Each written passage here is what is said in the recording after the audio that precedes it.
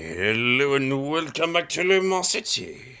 I just recorded the first 39 seconds of the episode, but it did not work because my computer exploded. But anyway, I de-exploded it with science and we're back to the fantasy. I don't even remember if I played this before for you, but I guess if I have, I'll do it again. The fantasy and Super Switching D760. Wanderer. Also known as the Wondrous Fantasies of Full Movement Piece for piano solo, composed in this case by Daniel Blanc. It's a good thing, too. Expertly done, Daniel Blanc, because composed by Schubert in 1822. Franz Schubert, yes. Widely considered his most technically demanding work. Schubert was quoted referencing his own inability.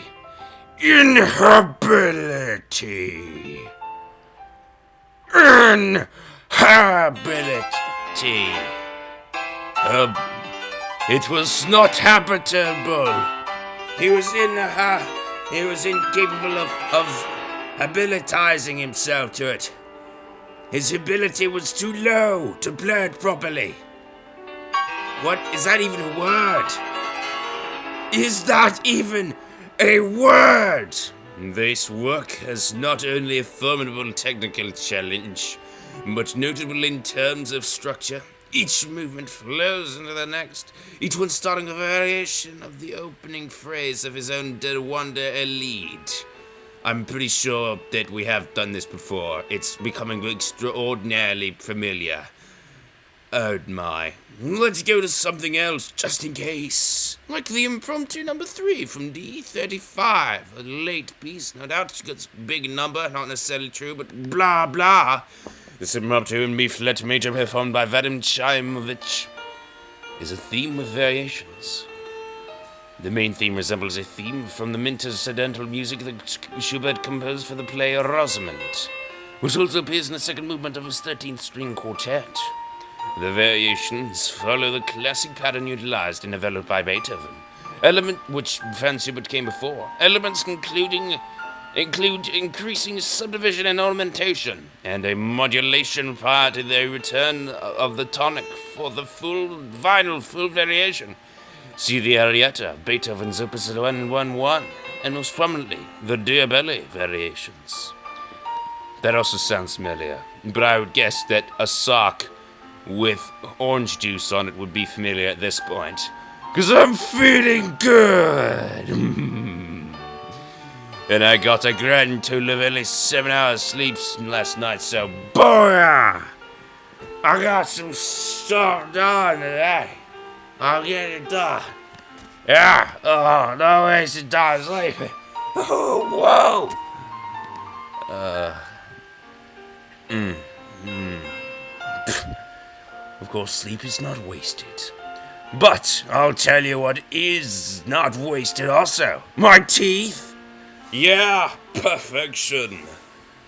Perfection. I'm serious, that's what they told me. Well, the dentist came in, he's like, well, not exactly perfect. I mean, we can pull about 10 of them. Of course, I would just be doing it to make money, so I guess, yeah, you don't need it done. Just, you know, if you happen to want teeth pulled, I could definitely arrange that. But I didn't want it, and so he didn't, because he's really nice. And he was just joking. And actually, he didn't joke about that this time. He joked about it before, but that was like when I was young.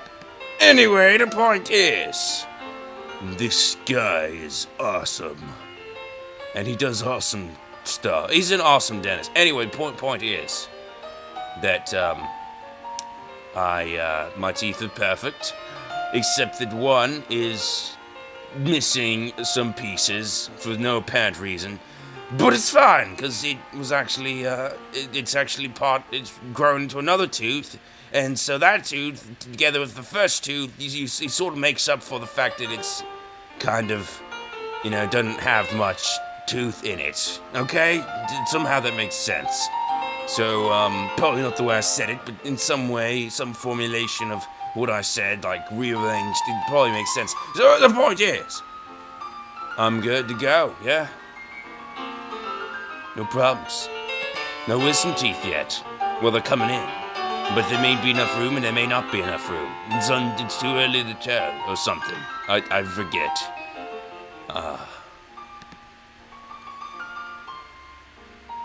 Well, I mean, it looked like I was gonna have enough room. And then, but that was years ago. Then my mouth stopped growing, as well as the rest of me. And now it's a little bit, You know what I mean? It's an, Now,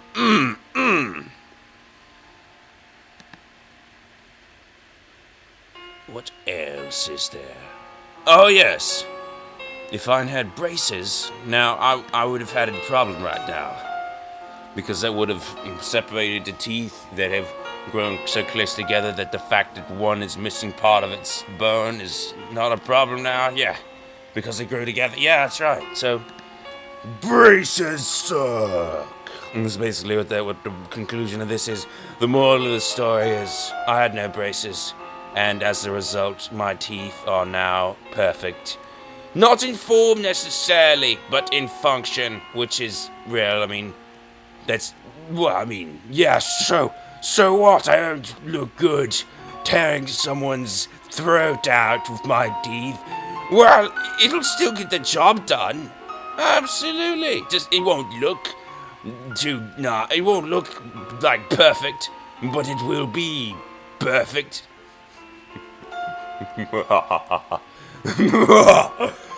Oh, man.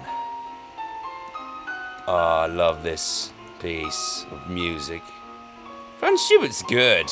He's like Mozart and Haydn. Well, I mean, like the same period. He's like, but then a little bit after them, and like a little bit less famous than them, but still famous because there's very much deserving. I mean, we read about him, didn't we? It's good. It's good.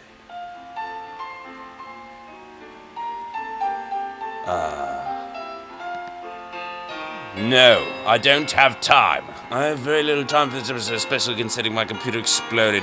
I had to recombobulate everything about it.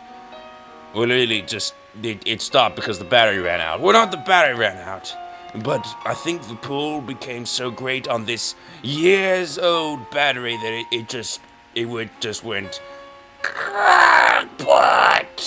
And it went kaput, so it's it, done. But, so now we're on AC power. It's just the sudden power drain was more than it could handle. It happens a few times. It's a bit weird, but I'm not, I don't care, whatever. Whatever, I mean, it's a lithium-ion battery. They're good, their energy storage is really good, but they explode really nicely, and they explode really nicely, too. I mean, it's a very big explosion. It's a surprisingly big explosion. I mean, they are very volatile. They carry a lot of energy, and there is and they have no problem spewing out all their energy at once in a big, massive doom explosion. So, really, they're quite nice, but they do have some instability issues, which is what we're encountering here. Doom explosions. It's a bit of a problem with electric cars. You know, perhaps being even more dangerous than hydrogen fuel cells.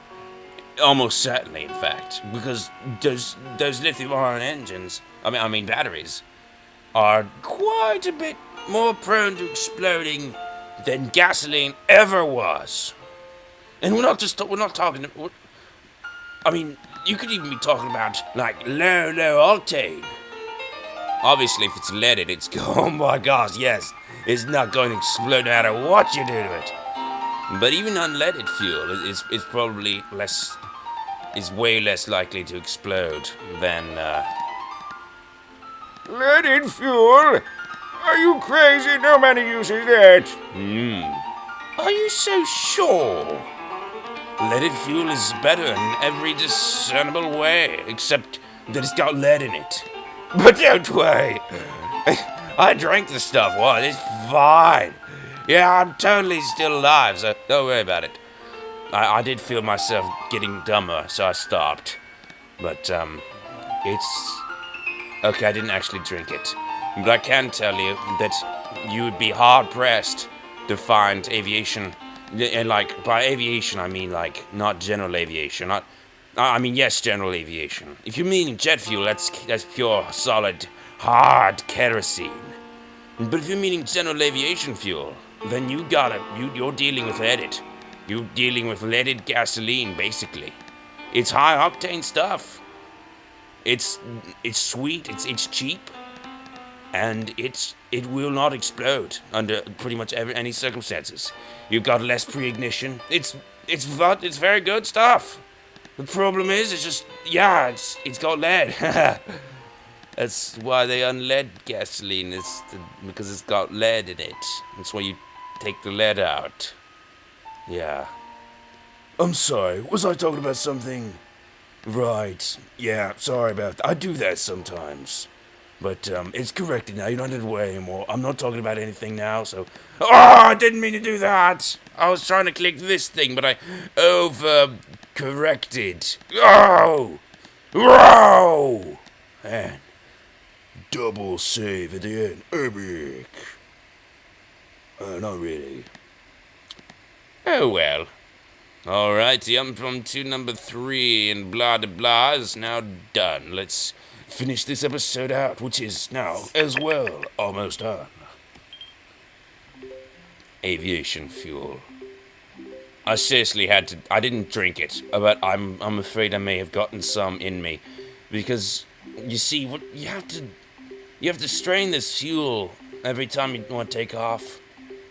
You know, pre-flight inspection and all that. You gotta strain the fuel to make sure there aren't any impurities in it. Because if there are impurities in it, you could be dealing with a lot more serious problems than lead poisoning. Let me just tell you. You know, like face planting the ground at 200 miles an hour or so. Probably not that fast. And unless you were seriously in a huge piston engine aircraft. But Or turbine. It could be a turbine. But still, it'd be using... Could it be a turbine? No, I'm afraid it couldn't be a turbine. It could be. It could be a turbine. It could be a turbine prop. So it could be a turbine. Prop. But the point is... It would not be a jet, so it probably wouldn't be going that fast. Honestly, come on. But the point is... I have lead poisoning. I'll train tomorrow after.